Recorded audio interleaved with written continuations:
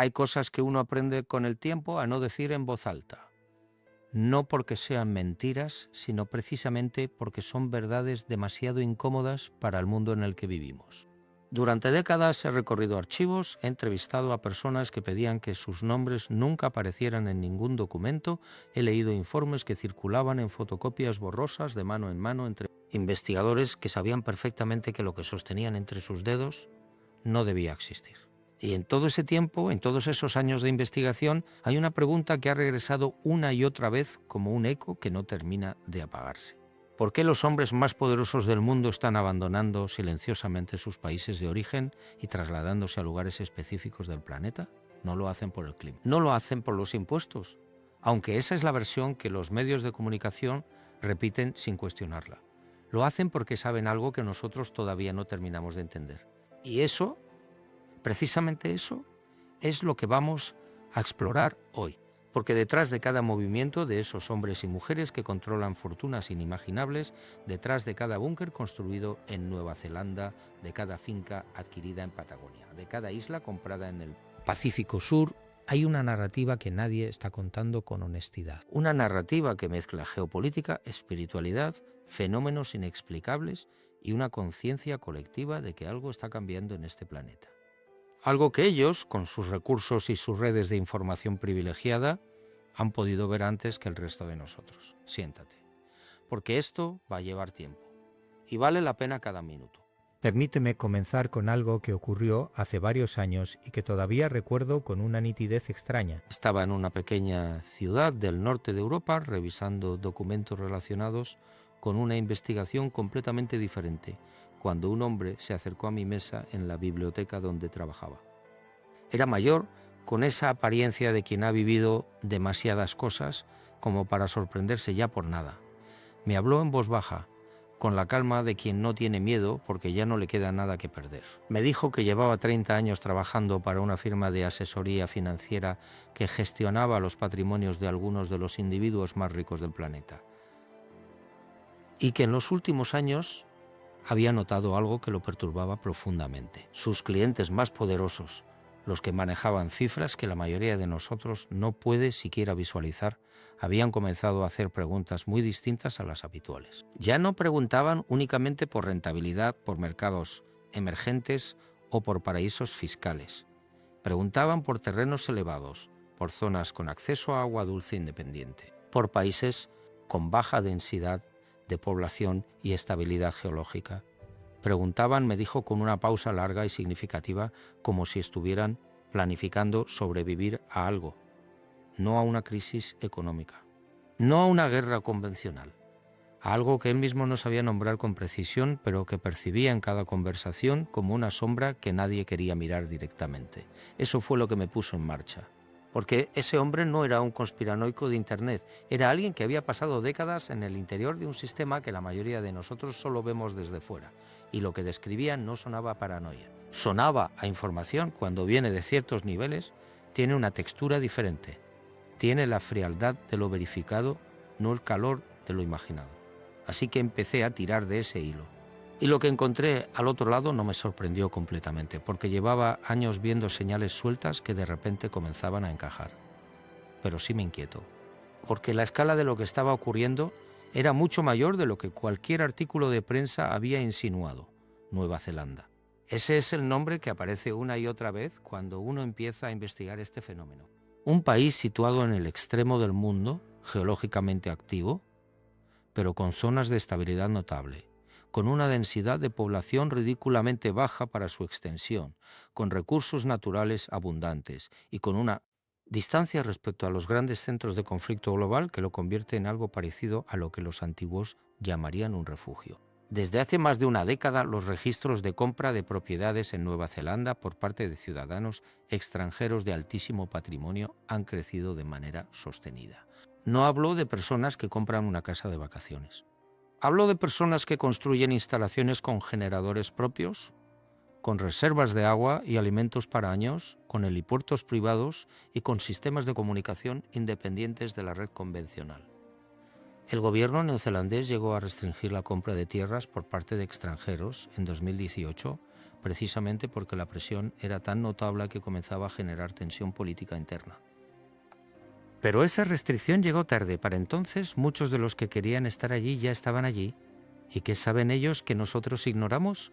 Esa es la pregunta que no me abandona. Porque hay dos maneras de interpretar este fenómeno. La primera es la racional, la que los analistas financieros y los periodistas de economía utilizan cuando escriben sobre esto. Dicen que es diversificación de activos, que es planificación fiscal, que es el instinto natural de los muy ricos de proteger su riqueza ante la inestabilidad global.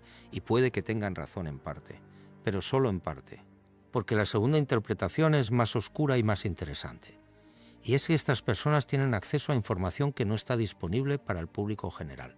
Información sobre el estado real del planeta, sobre procesos geológicos, climáticos, sociales y tal vez, solo tal vez, sobre algo más difícil de categorizar. Déjame contarte algo que encontré en un documento que circuló brevemente entre ciertos círculos académicos antes de desaparecer de los repositorios digitales donde había sido publicado. Era un análisis elaborado por un grupo de investigadores vinculados a varias universidades europeas y norteamericanas, y en él se describía algo que llamaban la geografía del refugio. No era un término nuevo. Aparecía en textos de planificación militar de los años 50 y 60, cuando las potencias nucleares comenzaron a estudiar qué zonas del planeta sobrevivirían mejor a un conflicto de escala global. Pero lo que hacía diferente ese documento era que aplicaba esa misma lógica a un conjunto de escenarios que iban mucho más allá de la guerra nuclear. Incluía colapso de infraestructuras digitales, pandemias de alta mortalidad, disrupciones en la cadena alimentaria global, eventos geomagnéticos de gran escala y algo que en el documento aparecía simplemente como fenómenos de categoría no convencional, sin mayor explicación. Ese eufemismo me llamó la atención. Y cuando intenté rastrear a los autores del documento, descubrí que la mayoría de ellos habían dejado de publicar en canales académicos convencionales alrededor de la misma época en que ese texto había desaparecido. No sé qué significa eso exactamente, pero lo anoto porque en investigación las ausencias a veces dicen tanto como las presencias. La Patagonia es el otro gran nombre que aparece en esta historia. Argentina y Chile comparten esa región al sur del continente americano y durante los últimos 20 años ha sido escenario de adquisiciones de tierra por parte de figuras que raramente aparecen en los titulares, pero cuya influencia sobre los mercados globales es indiscutible. Hay nombres conocidos entre esos compradores, personas que el público reconocería, pero también hay estructuras corporativas y fondos de inversión que actúan como pantallas y que hacen casi imposible rastrear quién está detrás de cada compra. Lo que sí es rastreable es la escala. Millones de hectáreas, zonas con acceso directo a acuíferos subterráneos de enorme capacidad. Territorios con una biodiversidad que los científicos describen como reservas de vida en estado puro. Lugares que, si uno cierra los ojos y los imagina desde arriba, parecen diseñados por la naturaleza para sobrevivir a casi cualquier cosa. Y aquí es donde la historia empieza a volverse más extraña, porque no todos los que se mueven a estos lugares lo hacen únicamente por razones de supervivencia física. Hay algo más en esa elección, algo que tiene que ver con una percepción del mundo que no encaja perfectamente en ninguna categoría convencional. He hablado con personas que han estado cerca de algunos de estos individuos, no los más famosos, sino los que operan en las sombras de los grandes nombres, y lo que describen es una visión del mundo profundamente influenciada por ideas que van mucho más allá de la economía o la política. Ideas sobre ciclos de civilización, sobre la naturaleza cíclica de las catástrofes históricas, sobre la posibilidad de que la humanidad esté acercándose a uno de esos puntos de inflexión que aparecen en las tradiciones espirituales de casi todas las culturas del planeta, ese momento en que algo termina y algo nuevo comienza y en el que lo que uno ha preparado con anticipación determina si estará entre los que cruzan al otro lado o entre los que se quedan atrás. ¿Suena a misticismo? Quizá, pero escucha esto. En los últimos años, varios de los individuos más ricos y más influyentes del planeta han mostrado públicamente un interés notable por disciplinas que hace 20 años habrían sido consideradas completamente ajenas al mundo de los negocios y la tecnología. La meditación avanzada, la exploración de estados alterados de conciencia, la investigación sobre experiencias cercanas a la muerte, la física cuántica y sus implicaciones filosóficas sobre la naturaleza de la realidad. No son intereses marginales. Son conversaciones que ocurren en los foros más exclusivos del mundo, en reuniones a las que solo se accede por invitación y de las que raramente salen transcripciones públicas. Y esas conversaciones, según lo que he podido reconstruir a través de fuentes que prefiero no identificar con más detalle, tienen un denominador común: la sensación de que la realidad que percibimos no es la realidad completa, de que hay capas de existencia que la ciencia convencional todavía no ha cartografiado, y de que quienes puedan acceder a esas capas, quienes puedan entender cómo funciona realmente el universo, tendrán una ventaja que ninguna cantidad de dinero puede comprar por sí sola. Esto me lleva a algo que he investigado durante años y que sigo sin poder explicar completamente. Hay una conexión tenue pero persistente entre los lugares que estos individuos eligen como refugios y los lugares que diversas tradiciones espirituales antiguas señalan como puntos de energía especial en el planeta. No todos los casos encajan, pero suficientes de ellos encajan como para que la coincidencia resulte difícil de descartar sin más. La Patagonia aparece en varias tradiciones indígenas sudamericanas como una región de poder especial, un lugar donde el velo entre el mundo visible y el invisible es más delgado de lo habitual. Nueva Zelanda tiene una tradición maorí profundamente arraigada que describe esa tierra como un lugar elegido, un refugio al final del mundo. Ciertas zonas de los Alpes suizos que también aparecen en los registros de adquisiciones de propiedades por parte de grandes fortunas están asociadas en tradiciones europeas muy antiguas con conceptos de renovación. Y supervivencia cíclica, ¿es una coincidencia? ¿O es que estas personas con acceso a conocimientos que van mucho más allá de lo que está disponible en cualquier biblioteca pública están siguiendo un mapa que nosotros no podemos ver? No lo sé. Pero la pregunta me parece lo suficientemente seria como para no descartarla. Una tarde hace algunos años recibí un mensaje de un hombre que se identificó solo con sus iniciales. Me decía que había trabajado durante más de una década en una división de inteligencia de un país que prefería no nombrar, y que en ese tiempo había tenido acceso a informes que describían algo que sus superiores llamaban simplemente el problema de la conciencia colectiva. Según ese hombre, cuya identidad nunca pude verificar completamente, pero cuya descripción de ciertos documentos resultó ser consistente con información que yo había encontrado por otras vías, había una preocupación creciente en ciertos niveles de los servicios de inteligencia occidentales por lo que describían como una aceleración de los fenómenos anómalos en todo el planeta. No solo fenómenos físicos, aunque esos también estaban documentados, sino fenómenos que tenían que ver con la percepción humana. Con experiencias que miles de personas en todo el mundo estaban reportando de manera independiente y que compartían elementos comunes de una manera que resultaba estadísticamente imposible de explicar como simple. Coincidencias, visiones, sueños recurrentes con imágenes específicas, sensaciones de que algo estaba a punto de cambiar.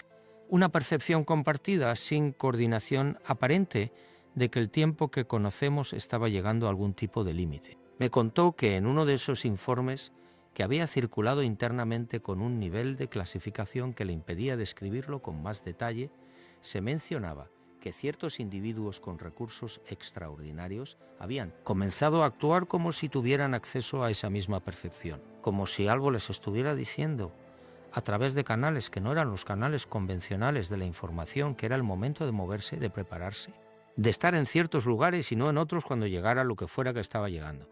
No sé si ese hombre me estaba diciendo la verdad. No sé si sus informes existían realmente o si eran elaboraciones de una mente que había pasado demasiado tiempo en los márgenes de lo verificable. Pero lo que me dijo resonó con demasiadas cosas que yo había encontrado por mi cuenta como para ignorarlo completamente. Porque hay un patrón en todo esto que no desaparece por mucho que uno intente mirarlo desde ángulos diferentes. Y los patrones, en mi experiencia, raramente son accidentales. Hablemos de Suiza. El país que el mundo conoce por sus bancos y su neutralidad tiene otra cara que muy poca gente menciona en voz alta. Suiza tiene la red de búnkeres per cápita más densa del planeta. No es una exageración. Es un hecho documentado y verificable. Durante décadas, el gobierno suizo construyó una infraestructura de protección civil tan extensa que teóricamente podría albergar a toda su población en caso de emergencia. Eso es notable por sí solo. Pero lo que resulta más notable es que en los últimos años esa infraestructura ha sido complementada por instalaciones privadas de una sofisticación que va mucho más allá de lo que cualquier gobierno podría construir. Instalaciones financiadas por capitales privados, diseñadas no para albergar a poblaciones enteras, sino para proteger a grupos muy pequeños y muy selectos de personas durante periodos muy largos de tiempo. Con tecnología médica de última generación, con sistemas de producción de alimentos hidropónicos, con archivos físicos de información que no dependen de ninguna red digital, con lo que solo puede describirse como una infraestructura diseñada para preservar no solo vidas, sino conocimiento. Un conocimiento específico, el conocimiento de quienes lo construyeron. ¿Qué saben que nosotros no sabemos? Esa pregunta vuelve siempre, como un eco, como algo que no termina de resolverse. Hay una dimensión de esta historia que los análisis convencionales ignoran completamente, y es la dimensión espiritual. No en el sentido religioso superficial, sino en un sentido más profundo y más perturbador. Varias de las personas que han sido identificadas como parte de este movimiento silencioso hacia los refugios del planeta han mostrado en sus comportamientos públicos y privados una preocupación genuina por preguntas. Van más allá de la supervivencia física. Preguntas sobre la naturaleza de la conciencia, sobre lo que ocurre cuando el cuerpo muere, sobre si existe algún tipo de continuidad de la experiencia más allá de la muerte biológica. Estas preguntas no son nuevas.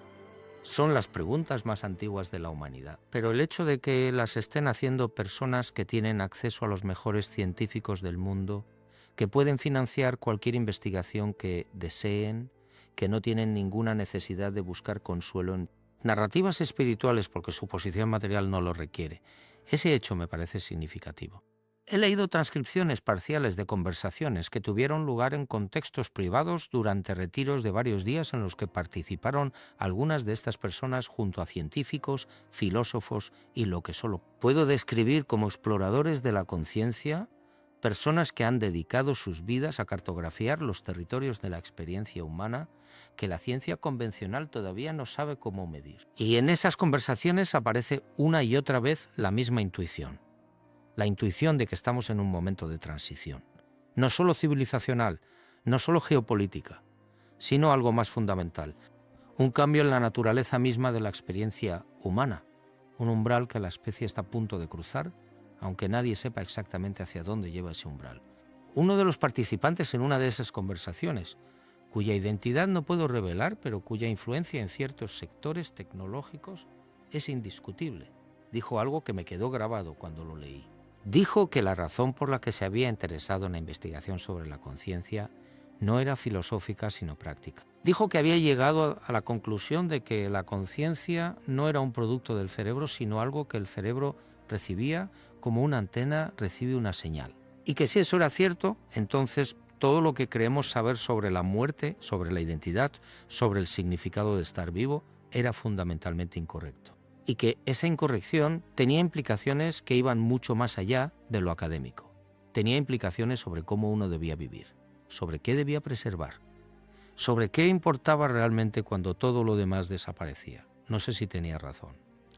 Pero la seriedad con que lo decía y el hecho de que lo decía en un contexto donde no había ninguna razón para el performance, donde no había cámaras ni audiencias que impresionar, me hizo pensar que estaba hablando de algo que había investigado durante mucho tiempo y con muchos recursos. Volvamos a los lugares, porque los lugares importan en esta historia.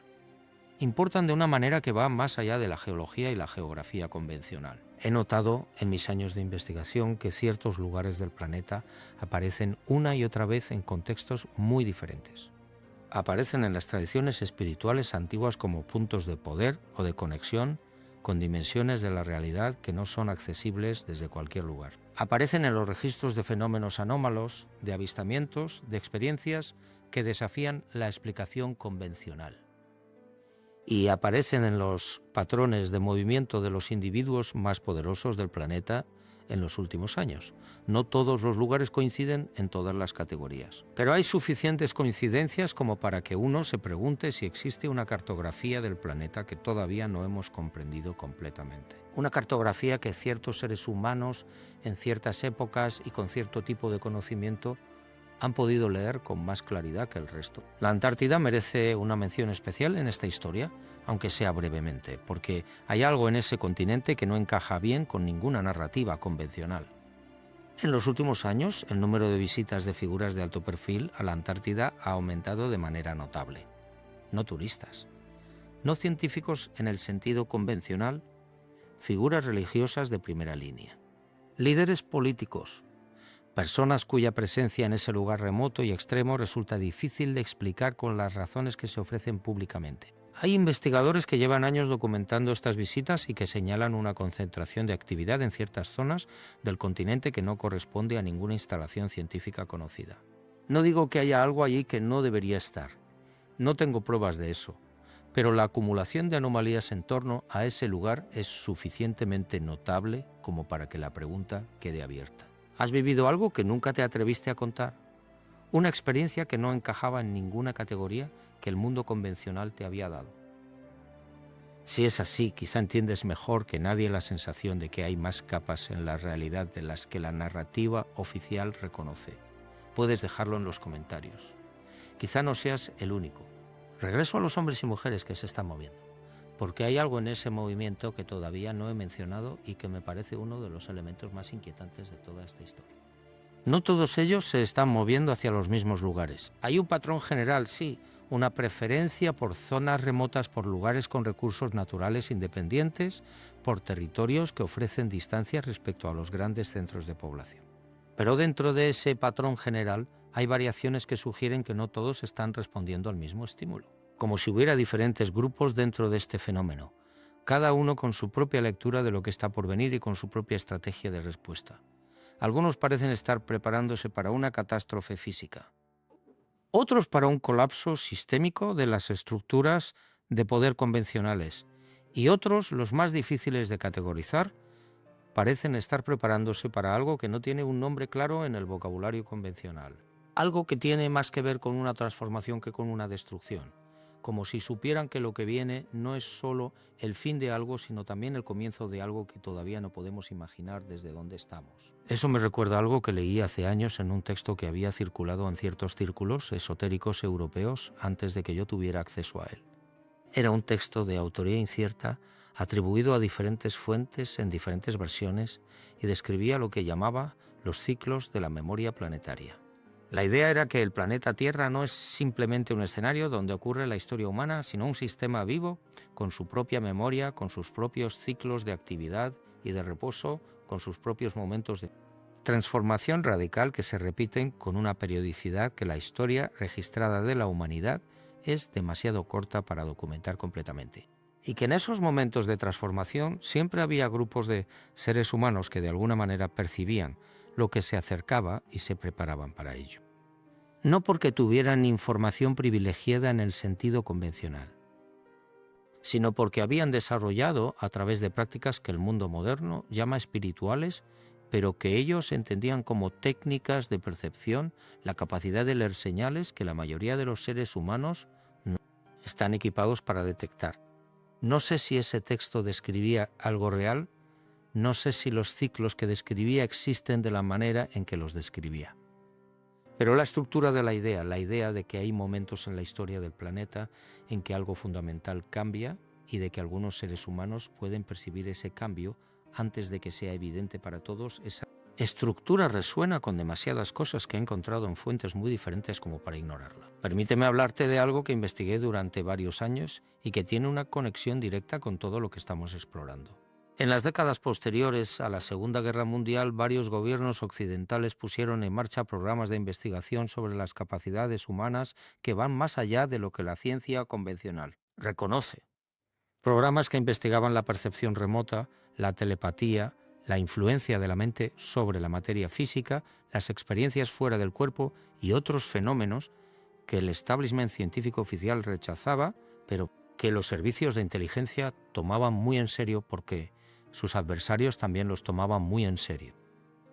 Algunos de esos programas han sido desclasificados parcialmente. Otros siguen siendo objeto de especulación. Pero lo que resulta claro, incluso a partir de los documentos que sí están disponibles, es que los resultados de esas investigaciones fueron suficientemente significativos como para mantener los programas activos durante décadas y para generar un cuerpo de conocimiento que no ha sido completamente revelado al público. ¿Qué tiene eso que ver con los hombres más poderosos del mundo moviéndose a ciertos países? ¿Tiene que ver con esto? Si esos programas demostraron que la conciencia humana puede acceder a información que no está disponible a través de los canales sensoriales convencionales, si demostraron que hay formas de percepción que trascienden las limitaciones del espacio y el tiempo tal como los entendemos, entonces la pregunta sobre qué saben estos individuos que nosotros no sabemos adquiere una dimensión completamente diferente. No se trata solo de que tengan acceso a mejores datos, a mejores análisis, a mejores expertos. Se trata de que podrían tener acceso a formas de conocimiento que la mayoría de nosotros no reconocemos como tales. Formas de percepción que, si uno las toma en serio, cambian completamente la manera en que uno interpreta el mundo y toma decisiones. He hablado con personas que han participado en ese tipo de investigaciones. Personas que en su momento trabajaron dentro de programas gubernamentales y que después de retirarse han hablado con una cautela que solo puede venir de haber visto cosas que uno sabe que no debería revelar. Completamente. Y lo que describen, cuando se les da el espacio y la confianza necesarios para hablar con cierta apertura, no es lo que uno esperaría. No describen poderes sobrenaturales en el sentido fantástico. Describen algo mucho más sutil y mucho más perturbador. Describen la experiencia de acceder a información que no debería estar disponible y encontrarla verificada después por los hechos. Describen la sensación de que la conciencia no está confinada al cuerpo de la manera en que la biología convencional sugiere. Y describen con una consistencia que resulta difícil de atribuir a la coincidencia la percepción de que el universo tiene una estructura que la ciencia convencional todavía no ha comprendido, una estructura en la que la información, la conciencia y la realidad física están entrelazadas de maneras que hacen que la separación entre el observador y el observado sea mucho menos clara de lo que nos han enseñado. Si eso es cierto, si la conciencia puede acceder a información que va más allá de los límites convencionales del espacio y el tiempo, entonces la pregunta sobre por qué los más poderosos del mundo se están moviendo a ciertos lugares se vuelve mucho más compleja y mucho más interesante, porque sugiere que algunos de ellos podrían estar respondiendo no solo a análisis racionales de riesgo, sino a algo más difícil de nombrar, a una percepción, a una intuición que ha sido cultivada y refinada hasta convertirse en algo que funciona como una brújula. Una brújula que apunta no hacia el norte magnético, sino hacia algo que no tiene nombre en el vocabulario convencional. Quizá tú también has sentido algo así en algún momento. Esa sensación de que algo está cambiando, de que el mundo que conoces está en un proceso de transformación que va más allá de lo que los titulares describen. Esa sensación de que hay más capas en lo que está ocurriendo de las que son visibles desde la superficie. Si la has sentido, si has tenido esa percepción, aunque sea por un momento, entonces entiendes algo de lo que estoy intentando describir. Y si nunca la has tenido, quizá vale la pena preguntarse por qué. Volvamos a los lugares concretos, porque hay algunos que merecen más atención de la que habitualmente reciben. Islandia es uno de ellos. Un país pequeño, situado en el Atlántico Norte, geológicamente activo de una manera que debería hacerlo menos atractivo para quienes buscan estabilidad, pero que sin embargo aparece en los registros de inversión de grandes fortunas con una frecuencia que llama la atención. ¿Por qué Islandia? La explicación convencional habla de energía geotérmica, de independencia energética, de un sistema político relativamente estable, pero hay algo más que esas explicaciones no capturan completamente. Islandia tiene una tradición cultural de relación con lo invisible que es única en el mundo occidental. Una tradición que no ha sido completamente erradicada por la modernidad y que describe el mundo como habitado por fuerzas y presencias que no son visibles, pero que son reales. Una tradición que habla de ciertos lugares en el paisaje como puntos de poder, como intersecciones entre el mundo visible y algo que está más allá. No sé si eso explica el interés de ciertas fortunas por ese lugar, pero tampoco lo descartaría sin más. Hay otro país que aparece en esta historia de una manera que inicialmente me sorprendió, pero que después, con más investigación, comenzó a tener sentido: Uruguay. Un país pequeño, discreto, situado entre dos gigantes sudamericanos, con una estabilidad institucional que en el contexto de su región resulta notable, importantes, con una densidad de población baja y con una costa que da al Atlántico Sur. Uruguay no aparece en los grandes titulares sobre este fenómeno, pero aparece en los registros, aparece en las conversaciones que tienen lugar en ciertos círculos y aparece, curiosamente, en varios análisis de planificación estratégica a largo plazo que circulan en contextos que no son accesibles al público general. Hay algo en ese país, en su posición geográfica, en sus características naturales, en su distancia respecto a los grandes focos de conflicto potencial, que lo convierte en algo que los analistas de esos círculos describen con un término que me parece significativo. Lo llaman un lugar viable. No el mejor lugar, no el lugar más espectacular, sino un lugar viable. Un lugar donde las cosas pueden continuar cuando en otros lugares ya no pueden.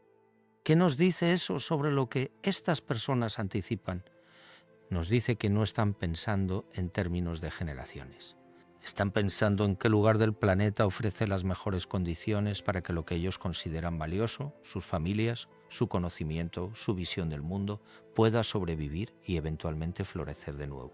Después de algo que todavía no tiene nombre, pero que sienten que se acerca. Eso me lleva a una pregunta que he estado evitando hacer directamente porque no tengo una respuesta satisfactoria para ella. ¿Están en lo correcto?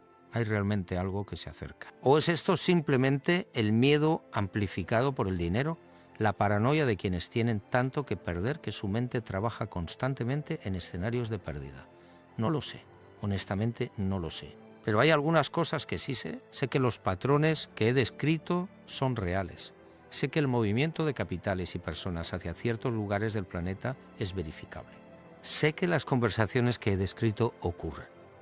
Y sé que hay suficientes anomalías en el estado actual del mundo, anomalías que van desde el comportamiento de los sistemas climáticos hasta los registros de fenómenos no convencionales que los gobiernos están comenzando a reconocer públicamente después de décadas de negación, como para que la sensación de que algo está cambiando no sea simplemente el producto de una imaginación desbordada. Hay algo que ocurrió hace no mucho tiempo y que me parece relevante mencionar aquí. Varios gobiernos, incluyendo el de los Estados Unidos, comenzaron a reconocer públicamente la existencia de fenómenos aéreos no identificados que no tienen explicación convencional. No lo hicieron de golpe. Lo hicieron de manera gradual, con una cautela que sugería que estaban gestionando una revelación que sabían que tendría impacto. Primero fueron los pilotos militares, después los informes del Congreso, después las declaraciones de funcionarios que en cualquier otro contexto habrían sido descartados como excéntricos, pero que en este caso hablaban desde posiciones de autoridad institucional. Y lo que describían no era fácil de encajar en ninguna categoría convencional. Objetos que se movían a velocidades y con capacidades de maniobra que desafían cualquier tecnología conocida. Objetos que parecían ignorar las leyes de la física tal como las entendemos. Objetos que en algunos casos parecían responder a la presencia humana de maneras que sugerían algo más que tecnología mecánica. ¿Qué tiene eso que ver con los refugios y los movimientos de los poderosos? Tiene que ver con esto. Si hay algo en este planeta o en torno a este planeta que no encaja en la narrativa convencional de la realidad, entonces la pregunta sobre qué saben los más poderosos del mundo adquiere una dimensión adicional. Porque esos individuos tienen acceso a información clasificada que el público general no tiene. Tienen relaciones con los servicios de inteligencia, con los militares, con los científicos que trabajan en los programas más reservados. ¿Y si esos programas han producido conocimientos sobre la naturaleza de esos fenómenos, sobre lo que son y lo que implican? Ese conocimiento podría estar influyendo en las decisiones de estas personas de maneras que nosotros simplemente no podemos ver desde fuera.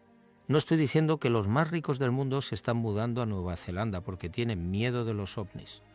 Eso sería una simplificación absurda. Pero sí estoy diciendo que hay un contexto más amplio, un contexto que incluye fenómenos que la ciencia convencional no ha explicado, conocimiento clasificado que no está disponible públicamente y una percepción creciente entre ciertos individuos de que la realidad es más compleja y más sorprendente de lo que la narrativa oficial reconoce, y que ese contexto más amplio es parte de la historia que estamos explorando. Una persona que conocí en el contexto de una investigación completamente diferente, un hombre que había pasado años trabajando en proyectos de investigación financiados por fundaciones privadas vinculadas a algunas de las fortunas más grandes del mundo, me dijo algo que no he podido olvidar.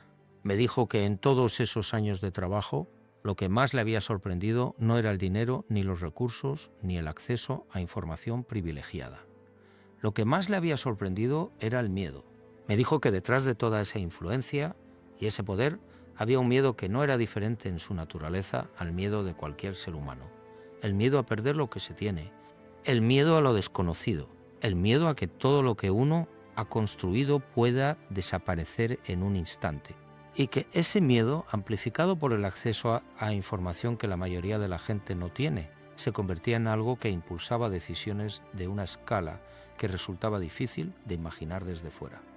Eso me parece importante porque humaniza algo que de otra manera podría parecer puramente maquiavélico. No estoy diciendo que estos individuos sean víctimas de sus propios miedos, ni que sus acciones no tengan consecuencias reales para el resto de la humanidad. Las tienen.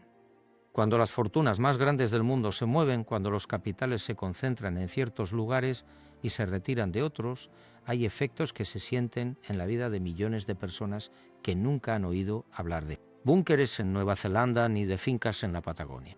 Pero entender la dimensión humana de todo esto, entender que en el fondo de todo hay seres humanos que tienen miedo, que buscan seguridad, que intentan dar sentido a un mundo que perciben como cada vez más inestable. Eso nos permite ver el fenómeno con una claridad que el cinismo puro no permite. Y esa claridad nos lleva de vuelta a la pregunta más fundamental de todas, la pregunta que subyace a todo lo que hemos explorado hoy y que en cierto sentido es la pregunta más antigua de la humanidad.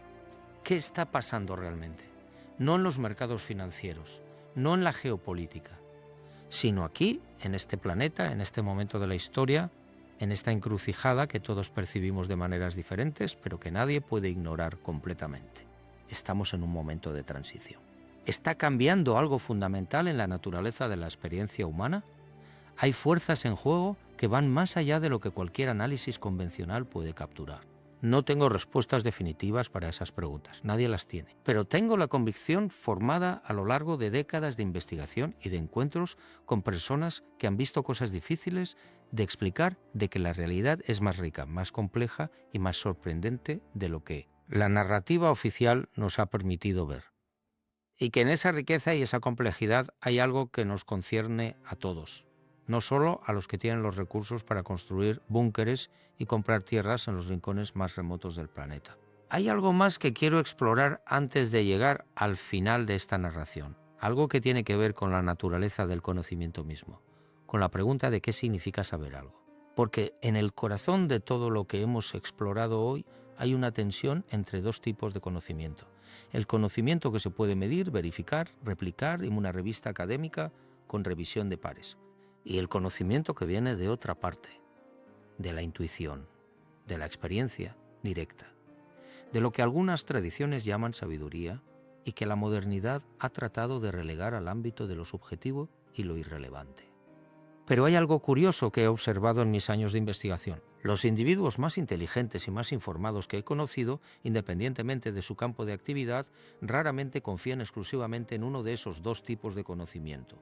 Los mejores científicos que he conocido tienen una intuición desarrollada que guía su investigación de maneras que no pueden explicar completamente en términos racionales. Los mejores estrategas que he conocido tienen una capacidad de percepción del contexto que va más allá de los datos que tienen disponibles. Y los individuos más poderosos que he podido observar de cerca a través de las fuentes y los documentos y los testimonios que he acumulado a lo largo de los años parecen operar con una combinación de ambos tipos de conocimiento que los hace capaces de ver patrones que otros no ven. ¿Es eso lo que está ocurriendo aquí? ¿Están estos individuos respondiendo a una combinación de datos concretos y de percepciones más difíciles de articular? Una combinación que les dice que es el momento de moverse, de prepararse, de estar en ciertos lugares y no en otros. Es posible. Y si es así, entonces la pregunta que debemos hacernos no es solo qué saben ellos que nosotros no sabemos. La pregunta que debemos hacernos es qué podemos aprender nosotros de ese patrón. No para imitar sus acciones, que en cualquier caso están fuera del alcance de la mayoría de los seres humanos, sino para desarrollar nuestra propia capacidad de percepción. Para prestar atención a lo que está ocurriendo a nuestro alrededor, con una calidad de atención que vaya más allá de los titulares y las narrativas convencionales. Para hacernos preguntas que quizá no tienen respuestas fáciles, pero que son las preguntas correctas. Hay una última pieza en este rompecabezas que quiero compartir contigo. Hace algunos años, mientras revisaba una colección de documentos que habían llegado a mis manos a través de una cadena de intermediarios que nunca pude rastrear completamente, encontré algo que me detuvo en seco. Era un texto breve, sin autoría identificable, que describía lo que llamaba el protocolo del umbral. No era un documento técnico ni un informe de inteligencia. Era más parecido a una reflexión filosófica, aunque con una precisión en sus formulaciones que sugería que quien lo había escrito tenía acceso a conocimiento muy específico. El texto argumentaba que en ciertos momentos de la historia humana, cuando los ciclos de transformación planetaria se acercan a su punto de inflexión, hay siempre un grupo de seres humanos que percibe ese acercamiento y que toma decisiones en consecuencia. No porque sean superiores al resto, no porque tengan poderes especiales en el sentido fantástico, sino porque, por una combinación de recursos, de preparación y de lo que el texto llamaba receptividad, han desarrollado la capacidad de leer señales que la mayoría de sus contemporáneos no pueden leer todavía. Y el texto decía algo más. Decía que la naturaleza de esos momentos de transformación no era únicamente destructiva, que en cada uno de sus umbrales lo que terminaba era siempre una forma de comprender el mundo que había llegado a sus límites. Y lo que comenzaba era siempre algo que desde el otro lado del umbral no podía imaginarse completamente. Algo que requería no solo sobrevivir físicamente, sino estar dispuesto a ver de una manera completamente nueva, a entender cosas que antes eran incomprensibles, a habitar una realidad que antes era invisible. No sé si ese texto describía algo real, no sé si los umbrales que describía existen de la manera en que los describía. Pero hay algo en esa imagen, la imagen de un umbral que no es solo el fin de algo, sino también el comienzo de algo que todavía no podemos imaginar, que me parece profundamente relevante para todo lo que hemos explorado hoy, porque si hay algo que une todos los hilos de esta narración, desde los búnkeres en Nueva Zelanda hasta las conversaciones sobre la naturaleza de la conciencia, desde los documentos clasificados hasta las tradiciones espirituales antiguas, es precisamente esa intuición. La intuición de que estamos en un momento de transición, de que algo está terminando y algo está comenzando. Y de que la manera en que respondamos a ese momento, la calidad de atención que le prestemos, las preguntas que nos atrevamos a hacer, determinará algo importante sobre lo que viene después. ¿Tú qué crees que está ocurriendo realmente? ¿Crees que los más poderosos del mundo están respondiendo a amenazas concretas y verificables? ¿O crees que hay algo más en todo esto? ¿Has sentido tú mismo esa sensación de que algo está cambiando? ¿De que el mundo que conoces está en un proceso de transformación que va más allá de lo que los análisis convencionales capturan? Puedes dejarlo en los comentarios. A veces las perspectivas que llegan desde fuera de los círculos de poder son las más reveladoras, porque el miedo distorsiona la percepción y quienes tienen mucho que perder a veces ven las cosas con menos claridad que quienes no tienen nada que proteger. Hay algo que he aprendido en todos estos años de investigación, algo que quizás sea lo más importante que puedo compartir, y es que los misterios más profundos raramente se resuelven, se habitan, se exploran, se llevan consigo como una pregunta que da forma a la manera en que uno vive y en que uno mira el mundo. La pregunta de qué saben los más poderosos del mundo que nosotros no sabemos es interesante. Pero la pregunta más interesante, la que creo que subyace a todo lo que hemos explorado hoy, es otra. Es la pregunta de qué somos realmente. No como individuos, no como ciudadanos de tal o cual país, sino como especie, como forma de conciencia que ha emergido en este planeta, en este momento particular del universo. ¿Qué somos? ¿Por qué estamos aquí? ¿A dónde vamos? Y hay algo en nosotros que continúa más allá de los límites de lo que podemos medir y verificar. Esas preguntas no tienen respuestas en ningún archivo clasificado. No están en ningún búnker de Nueva Zelanda ni en ninguna finca de la Patagonia. Están aquí, en la experiencia directa de estar vivo. En la conciencia que ahora mismo está leyendo estas palabras y preguntándose qué significan, en ese espacio interior que todos los seres humanos habitamos y que la ciencia todavía no sabe cómo explicar completamente. Quizá ese sea el verdadero refugio, no un lugar en el mapa, sino un lugar dentro de nosotros mismos que ninguna catástrofe puede alcanzar. Un lugar que los más poderosos del mundo, con todos sus recursos y toda su información privilegiada, todavía están buscando en los rincones equivocados del planeta. O quizá no, quizá algunos de ellos ya lo han encontrado. Y quizá por eso, además de los búnkeres y las fincas y los helipuertos privados, también están invirtiendo en aquello que no puede comprarse con ninguna cantidad de dinero. en el conocimiento de quiénes son realmente, en la exploración de los territorios de la conciencia que la ciencia convencional todavía no ha cartografiado, en la pregunta de qué queda cuando todo lo demás desaparece. No sé qué está por venir. Nadie lo sabe con certeza. Pero sé que hay algo en este momento de la historia que invita a prestar atención de una manera diferente, a mirar más allá de los titulares, a hacerse preguntas que quizá no sean cómodas, pero que son necesarias, a reconocer que la realidad es más grande y más misteriosa de lo que cualquier narrativa oficial puede contener, y que en esa grandeza y ese misterio hay algo que nos concierne a todos, no solo a los que tienen los recursos para construir refugios en los confines del planeta, sino a cada ser humano que en este momento en algún lugar del mundo tiene la sensación de que algo está cambiando, de que algo importante está ocurriendo, de que hay más en esta historia de lo que se nos está contando. Esa sensación, esa intuición compartida por millones de personas que nunca se conocerán entre sí, quizás sea la señal más importante de todas, más importante que cualquier documento clasificado, más importante que cualquier análisis de inteligencia, más importante que cualquier búnker o cualquier finca en el fin del mundo. Porque esa intuición compartida es evidencia de algo que la ciencia todavía no sabe cómo medir, pero que quienes han explorado los territorios de la conciencia reconocen de inmediato. Es evidencia de que estamos conectados, de que la conciencia humana es algo más que la suma de sus partes individuales, de que hay algo en nosotros que percibe el mundo de una manera que va más allá de los sentidos convencionales y de la razón analítica. Y si eso es cierto, si la conciencia humana es realmente capaz de percibir lo que se acerca antes de que sea visible, entonces quizá el mayor refugio que existe no es el que se construye con dinero y tecnología en un rincón remoto del planeta, sino el que se construye cultivando esa capacidad de percepción, prestando atención, haciéndose preguntas, manteniendo la mente abierta a posibilidades que la narrativa convencional descarta sin examinar. Viviendo con la conciencia de que la realidad es más grande de lo que vemos y que en esa grandeza, en ese misterio que nunca se resuelve completamente, hay algo que vale la pena habitar, algo que quizás lo más real que existe, quizá el mayor misterio no sea lo que está ahí fuera, no sea lo que hay en los archivos clasificados, ni en los búnkeres de los poderosos, ni en los rincones remotos del planeta que han elegido como refugio. Quizá el mayor misterio sea esto, lo que eres tú en este momento. La conciencia que está leyendo estas palabras y preguntándose qué significan. El hecho inexplicable de que existas, de que seas capaz de preguntarte por tu propia existencia, de que puedas mirar el universo y preguntarte qué es. Ese misterio, el misterio de la conciencia que se contempla a sí misma, es el misterio que ningún dinero puede comprar ni ningún búnker puede proteger. Y es quizá el único misterio que importa realmente.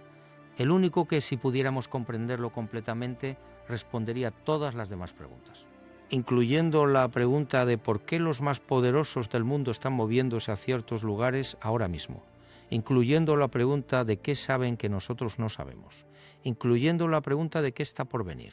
Porque si comprendiéramos completamente lo que somos, si pudiéramos ver con claridad la naturaleza de la conciencia que habita en cada uno de nosotros, quizá descubriríamos que la respuesta no está en ningún lugar del mapa.